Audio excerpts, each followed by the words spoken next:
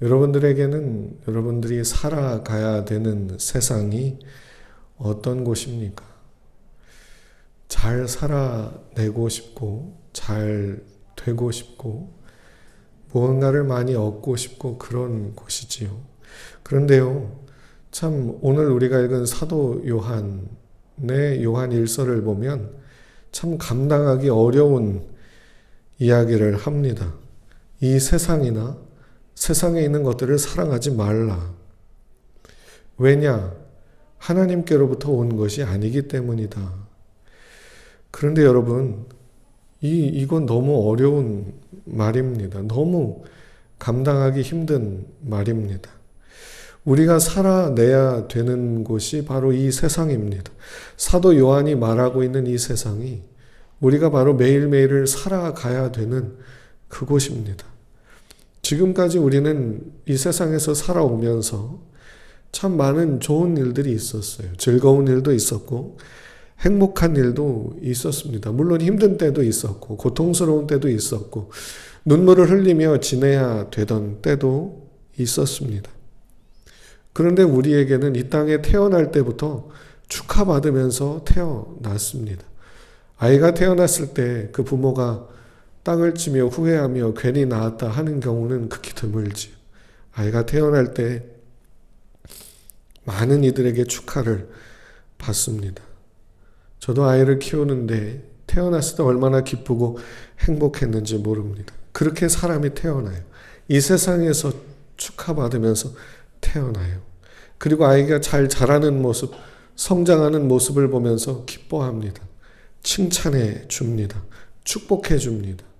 뒤집기를 했을 때, 처음으로 걸음마를 뗐을 때 얼마나 기쁘고 좋은지 몰라요. 엄마 아빠라고 불렀을 때, 초등학교를 들어가고 유치원을 들어가고 시험을 보고 난생 처음으로 점수라고 하는 걸 받아왔을 때, 세상에서 사람들과 어울려 잘 지내고 그리고 사람들과 좋은 관계를 맺어가고 사회에서 무언가를 성취하고 이루어내고 내가 원하는 소망을 가지고 그 꿈을 찾아가는 거 너무 좋은 일입니다. 우리가 숨쉬며 살아가는 이 세상은 우리의 존재가 나라고 하는 사람이 근거하고 기반을 두고 있는 곳입니다. 그런데 오늘 본문에서 사도 요한은 이 세상이나 세상에 있는 것을 사랑하지 말아라. 그런 이야기를 하고 있어요. 여러분, 이 세상이나 세상을 사랑하지 않는 것이 가능할까요? 우리의 모든 삶이 이 세상에 근거를 두고 있는데 어떻게든 하나님께 나와서 기도하며 예배하며 잘 되어보기를 원하고 어떻게 하면 더 잘 되어볼지를 원해서 하나님을 찾고 기도를 하는 건데 어떻게 이 말이 가능할까? 그리고 또 사람들을 보십시오. 사람들 중에 난 이 세상을 정말로 사랑해 막 이러는 사람은 그렇게 많지 않습니다. 그저 보통 사람들은 다 먹고 살고 사람들과 같이 어울려 지내는 것에 만족합니다. 괜찮은 학교에 가고 괜찮은 직장에 가고 괜찮은 사람과 결혼해서 괜찮은 집에서 살고 괜찮은 차를 타고 괜찮은 사람들과 그저 교제하며 지내는 것으로 만족하며 살아가지요. 어떻게 여기서 좀 더 나아질까? 그래서 힘든 삶을 어떻게 좀 더 모면해 볼까? 이걸 바라며 살아가지요. 물론 어떤 분들은 이 세상에서 겪는 고통과 고난이 너무 심해서 세상을 혐오하기도 하고 미워하기도 합니다. 염세적이고 회의적인 마음으로 너무 심한 고통 중에 있을 때는 이 세상을 떠날까 하는 마음도 갖게 되지요. 그런데 이 경우 하나님 이 세상을 사랑하지 않아서 그런 건 아닌 것 같아요. 어쩌면 세상을 너무 사랑하는데 내가 원하는 만큼 갖지 못하고 내가 원하는 만큼 되어지지 않아서 더 화가 나서 애착이 그만큼 있어서 그런 건 아닌가 싶어요. 이런 점에서 모든 사람들은 차이가 있을 뿐이지 이 세상에 이 마음을 안 가지고 살 수는 없지요. 기독교인들은 어떨까요?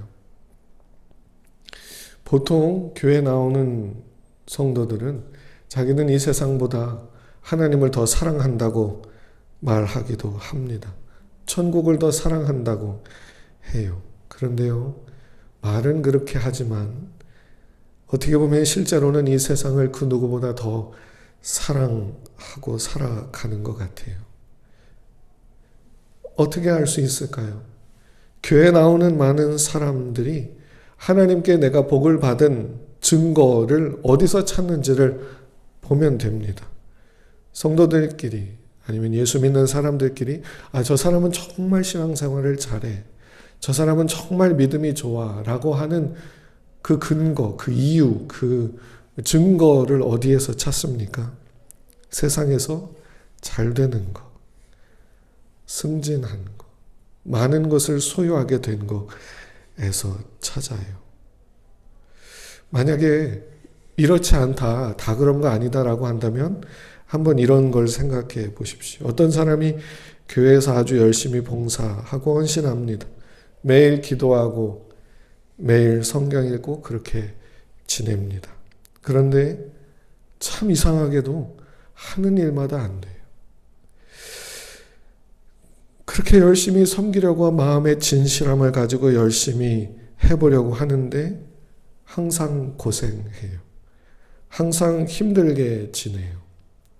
이런 모습을 대하는 교인들의 평가는 어떨까요?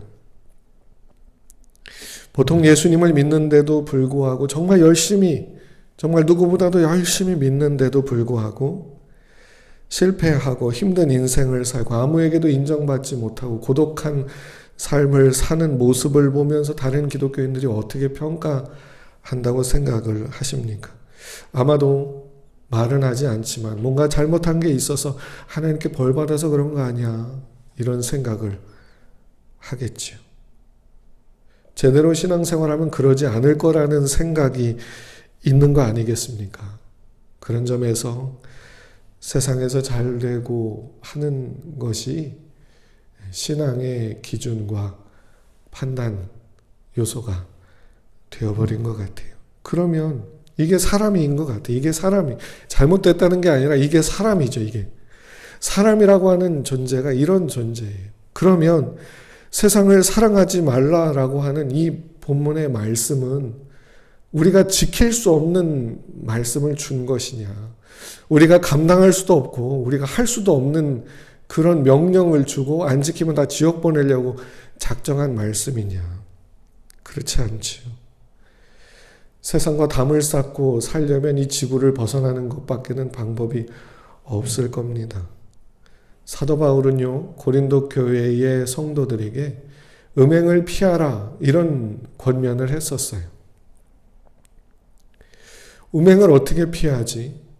그러니까 어떤 사람들은 그런 일을 한 번이라도 행한 사람들과는 아예 말도 안 하고 막 이 개토와 같이 자기들만의 영역을 이루면서 지냈어요. 그러니까 사도 바울이 가서 얘기해요. 고린도전서 5장 10절을 보면 이 말은 이 세상에 음행하는 자들이나 탐하는 자들이나 속여 빼앗는 자들이나 우상 숭배하는 자들을 도무지 사귀지 말라 하는 것이 아니니 만일 그리하려면 너희가 세상 밖으로 나가야 할 것이라. 음행을 피하라고 하는 게 그런 사람들을 아예 그냥 만나지도 말고 그런 게 아니라는 거지. 그럼 뭐냐? 교회에서 신앙 공동체 안에서는 그런 일들을 금하고 그런 일들을 한 사람을 완전히 그냥 담쌓아 버리는 게 아니라 하지 않도록 권면하고 그렇게 하라라는 이야기이지요. 세상을 사랑하지 말라라는 것도 그런 것 같아요. 우리는 어떻게든요, 세상에서 먹고 살아야 돼요. 노력해야 돼요. 일을 해야 돼요. 사람들과의 관계 속에서 예수님을 믿든 안 믿든 상관없이 잘 지내야 되고요. 교제해야 되고요. 친교해야 되고요. 어울려 살아야 됩니다. 그러면 뭘까? 세상을 사랑하지 말라라는 말은 뭘까? 이 세상에 두 발을 디디고 사람들과 어울려 살아가야 되는 사람들에게 세상을 사랑하지 말라라고 하는 것은 이 세상을 살아가면서 가져야 되는 가치관과 세계관에 대한 문제인 거지요. 세상을 살아가면서 가치평가의 기준, 칭찬의 기준, 성공의 기준을 어디에 두느냐의 차이점이 나타나야 된다. 그런 의미로 받아들일 수 있을 겁니다. 무슨 말이냐? 좀 더 쉽게 얘기하면요. 세상에서 많이 갖지 못했어도, 세상에서 성공하지 못했어도 나를 구원하신 예수님을 사랑할 수 있어야 된다라고 하는 말의 의미라는 겁니다. 여러분, 하나님께서 내가 원하는 대로 다 해주지 않으셔도 사랑할 수 있습니까? 주님을. 내가 그토록 원하고 바라는 것에 대해서 응답해주지 않았는데 하나님을 사랑할 수 있겠습니까? 오늘 우리가 읽은 본문은 그 얘기를 하는 거예요. 세상을 사랑하지 말라라고 하는 건 사랑의 대상에 대한 문제이지요. 예수님을 믿어 구원받은 자로서 그 구원 영생을 얻은 사람으로서 나와 항상 함께 해주시는 그 예수님이 비록 내가 원하는 그것, 대단한 걸 바라는 걸 아닌데도 그것 해주지 않았어도 주님을 사랑할 수 있겠느냐? 그러실 수 있겠습니까? 이건 참 힘든 일인 것 같아요. 우리는요, 기독교 신앙에서 아주 가장 기본적인 명제를 하나 알고 있어요. 뭐냐면 기도하면 응답받는다는 거예요. 예수님도 요한복음에 보면 너희가 지금까지 내 이름으로 아무것도 구하지 아니하였으나 구하라. 그리하면 얻으리니 너희 기쁨이 충만할 것이다. 라고 말씀했어요. 기도하면 받는다는, 응답받는다는 게 기독교인들에게 하나님이 주신 가장 큰 은혜예요. 그런데요, 경험칙상 기도해도 응답받지 않는 경우가 많아요. 뭐가 문제일까요? 뭔가 문제는 있을 겁니다. 그런데요, 항상 우리가 원하는 대로만은 안 되는 것 같아요. 원종수라는 의사분이 계셨습니다. 지금은 목회를 하시는데 이분은 어려서 예수님을 믿었는데 공부를 못하니까 하나님 공부할 수 있게 지혜를 달라고 기도했대요. 하나님이 지혜를 주셔가지고 어떤 식으로 공부를 했냐면 책을 한번 딱 읽어요. 그리고 눈을 감으면 책이 보인대요. 그래서 고개를 이렇게 흔들면 책장이 넘어가고. 그래서 만년 꼴찌였던 학생이 갑자기 그 다음 시험에 전 과목 평균이 90점이 넘었다 합니다. 100점이 되지 못한 이유는 수학 때문이었는데 수학책을 아무리 넘겨봐도 숫자가 다 달라져 버리니 계산을 할 줄 모르니까 수학은 많이 틀렸다는 거지. 그런데 이런 일이 모든 사람에게 다 일어나면 얼마나 좋을까. 그런데 그렇지가 않지요. 우리가 하나님 앞에 돈 달라고 기도합니다. 그런데 어떤 분은 이런 글을 썼어요. 여러분, 만약에 하나님이 하늘에서 돈을 뚝 떨어뜨려 주신다. 그러면 하나님은 범죄자가 됩니다. 왜? 위조 지폐를 만들었으니까. 나라에서 지폐를 합법적으로 만든 게 아닌 걸 줄 테니까. 그러니까 하나님은 그런 식으로 주지 않습니다. 이런 얘기를 한 분도 있었습니다. 저도 아주 힘든 상황에서 3주 동안 금식을 하면서 기도했던 적이 있어요. 그런데 원하는 대로 하나님께 간절히 구했던 대로 되지 않았습니다. 하나님께 정말 원망을 많이 했습니다. 목사인데도 불구하고 하나님이 안 계신가? 하나님이 살아계시지 않은가라는 생각이 들 정도였습니다. 그 이후로 또 힘든 일을 겪었는데도 기도한 대로 되지 않았습니다. 뭐지? 내가 뭘 잘못했지? 그런데 요나서를 묵상하는 가운데 하나님이 물으시는 질문이 있더라고요. 이런 상황에서도 너는 나를 사랑할 수 있겠냐? 저는 대답할 수 없었습니다. 아니, 대답하고 싶지가 않았습니다. 하나님, 이런 말이 그냥 나오는, 하나님, 제가 뭐 대단한 걸 구했습니까? 제가 어디 우리나라에서 굉장히 큰 교회가 되게 해달라고 했습니까?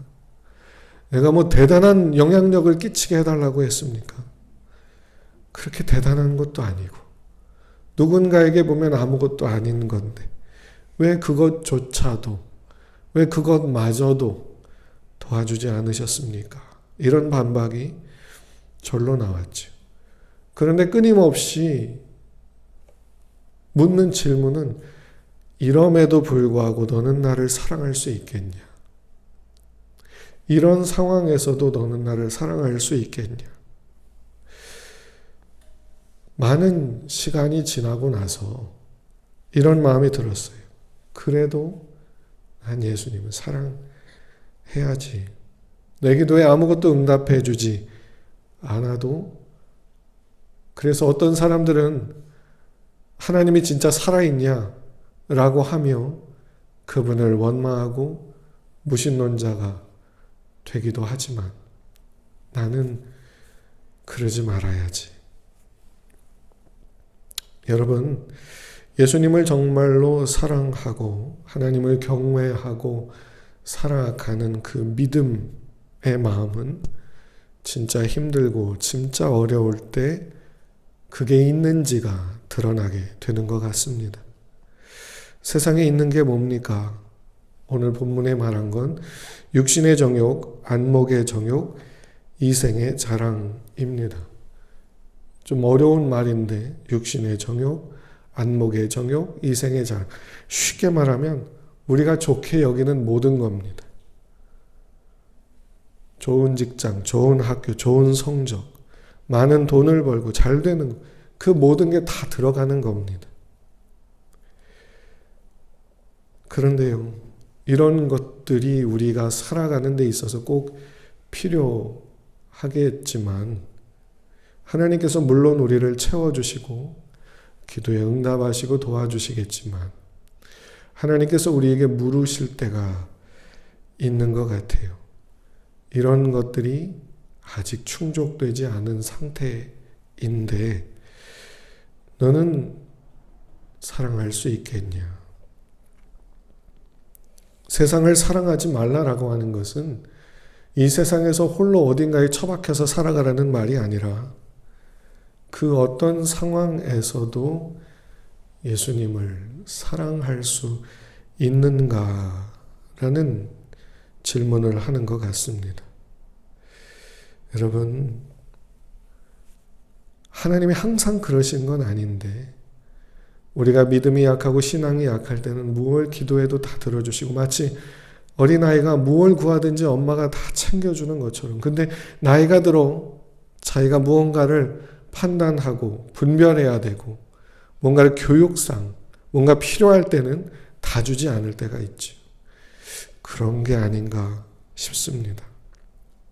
어떤 상황에서도 예수님을 사랑하는 마음을 잃지 않고 살아가는 것이 세상을 사랑하지 않는 첫 번째 모습이라고 한다면, 두 번째는 어떤 상황에서도 사람들의 말에 휘둘리지 않는 것, 그것이 세상을 사랑하지 않는 것, 그것이 아닌가 싶습니다. 구약 성경에 보면 사울 왕이 나와요. 사울 왕은요, 하나님께 택함을 받아서 사무엘 선지자를 통해 머리에 기름 부음을 받고 이스라엘의 첫 번째 왕이 됐습니다. 하나님께 택함을 받아서 그 나라의 첫 번째 왕이 됐으니 얼마나 대단한 겁니까? 그런데 그 사울 왕이 하나님께 버림받는 사건이 벌어집니다. 상황은 이래요. 하나님께서 사무엘 선지자를 통해서 사울 왕에게 아말렉이라고 하는 곳을 가서 그들을 물리쳐라, 진멸하라 얘기를 했습니다.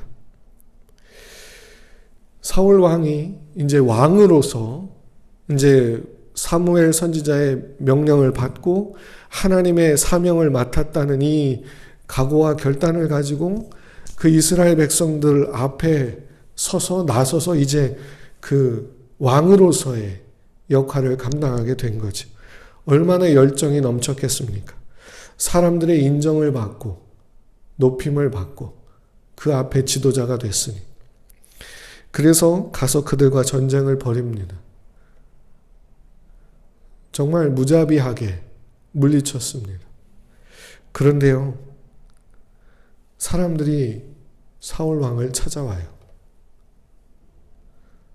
사람들을 죽일 때는 아무 말도 안 하던 백성들이 사울 왕을 찾아와서 이렇게 말해요. 왕이여, 여기 오니까 소와 양과 염소와 가축들이 아주 좋습니다.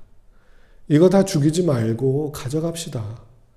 가져가서 하나님께 제사도 드리고 또 이거 좀 남은 거 있으면 우리 나눠도 먹고 우리가 또 이제 가난한 사람 있으면 좀 나눠줘서 가지고 키우게 합시다. 얼마나 좋은 일입니까? 하나님도 이걸 원하지 않겠습니까? 이렇게 말하는 사람들이 굉장히 많이 있었나 봐요. 사울 왕도 백성들이 말하는 그 말을 무시하지 못했습니다. 그거 뭐 몇 마리 가져간다고 크게 문제될까? 그래서 가져갔지요. 그런데 사무엘 선지자가 이 일로 사울 왕을 크게 책망합니다. 사무엘상 15장 19절입니다. 어찌하여 왕이 여호와의 목소리를 청종하지 아니하고 탈취하기에만 급하여 여호와께서 악하게 여기시는 일을 행하였나이까. 책망을 듣던 사울 왕이 사무엘에게 이렇게 변명을 합니다. 24절이에요. 내가 여호와의 명령과 당신의 말씀을 어긴 것은 내가 백성을 두려워하여 그들의 말을 청종하였음이니이다. 누구 말을 들었는가?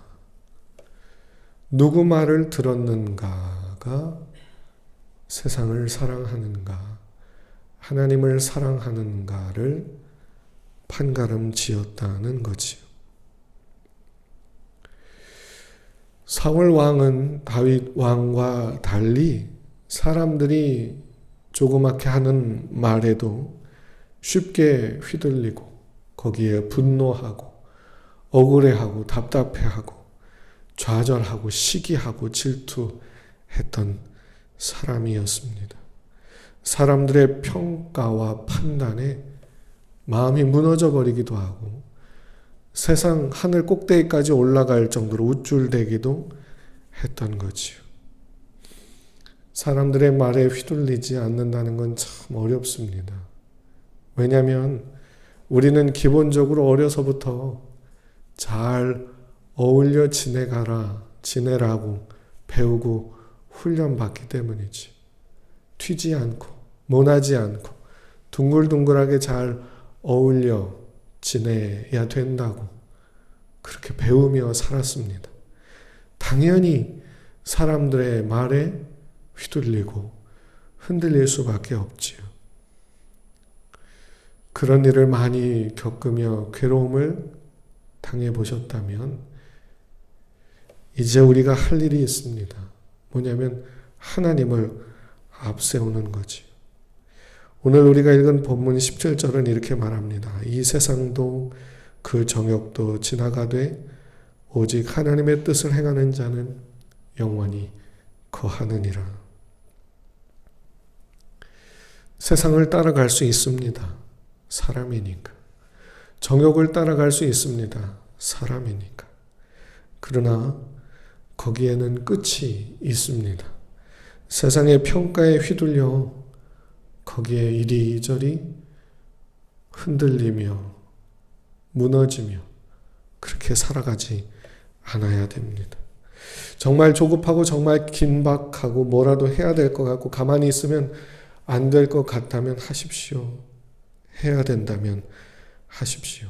그러나 그렇게 하고 나서 하나님의 뜻을 구해야 됩니다. 그리고 하나님을 앞장 세우십시오. 하나님 먼저 가십시오. 내가 따라가겠습니다. 내 마음의 조급함과 내 마음의 답답함과 내 마음의 괴로움이 감당할 수가 없어서 하나님 내가 수없이 무너졌지만 하나님을 앞세우니 가십시오. 따라가겠습니다. 이게 하나님의 뜻을 구하는 거 아닌가요? 하나님의 뜻을 찾아서 내가 행하는 게 아니라 하나님 앞장서십시오. 내가 따라가겠습니다. 이런 마음을 갖는 것이 하나님의 뜻을 따르는 것이 아닐까요?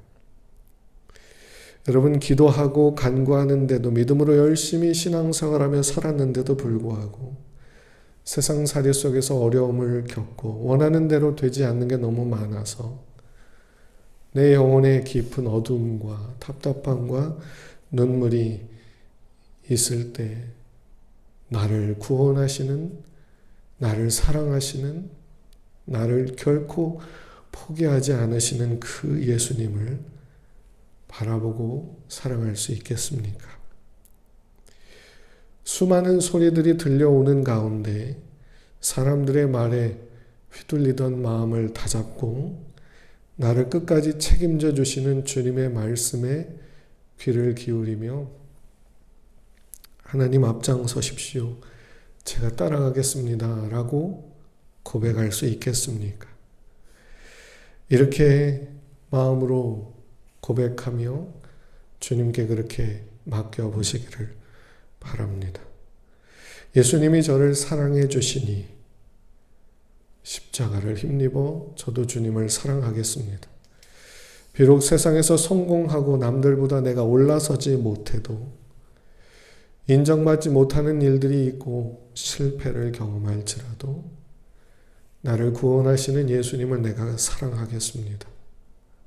더 사랑하겠습니다. 사람들이 뭐라든 그 말에 휘둘리는 건 이제 그만하고 하나님을 앞장 세우겠습니다. 먼저 가시면 따라가겠습니다. 이렇게 고백해 보시는 것은 어떨까요? 우리는 말세를 살아가고 있습니다. 주님 다시 오실 때가 멀지 않은 그런 때를 살아가고 있습니다. 세상을 사랑하지 말라라고 하는 요한 사도의 권면을 한번 깊이 생각해 보시기를 축복합니다.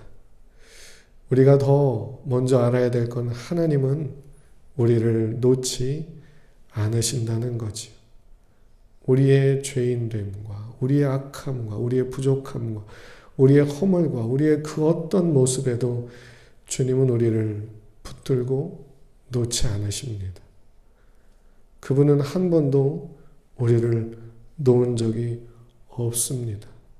그거를 발견하게 될 때 하나님이 나를 한 번도 포기한 적이 없다는 걸 더듬어 찾아 알게 될 때 그 놀라움, 그 은혜에 감격하지 않을 사람은 아무도 없을 것 같습니다. 우리를 붙들고 이끌어 주시는 그 하나님의 은혜, 비록 내 삶 속에서는 항상 느껴지지 않을지라도 내가 마음을 다잡아 그 주님을 믿기로 더 힘을 내보고 의지하기로 더 힘을 내볼 수 있는 성도들이 되시기를 축복합니다. 우리를 붙들고 포기할 수 없는, 왜요? 우리가 어떤지를 너무 아니까. 놓아버리면 정말로 안 되는 걸 아시기에 더 포기할 수 없는, 더 놓을 수 없는, 더 놔둘 수 없는 그래서 우리를 붙들고 어떻게든 그분께로 끌어당기려 하시는 그 하나님의 사랑을 인정해 보고 믿어보고, 그래서 그 주님을 내가 더 사랑하겠습니다 라고 결단해 볼 수 있는, 그래서 주님을 더 사랑하게 되어지는, 거기까지 나아가게 되는 저와 여러분들이 되시기를 주님의 이름으로 축복합니다.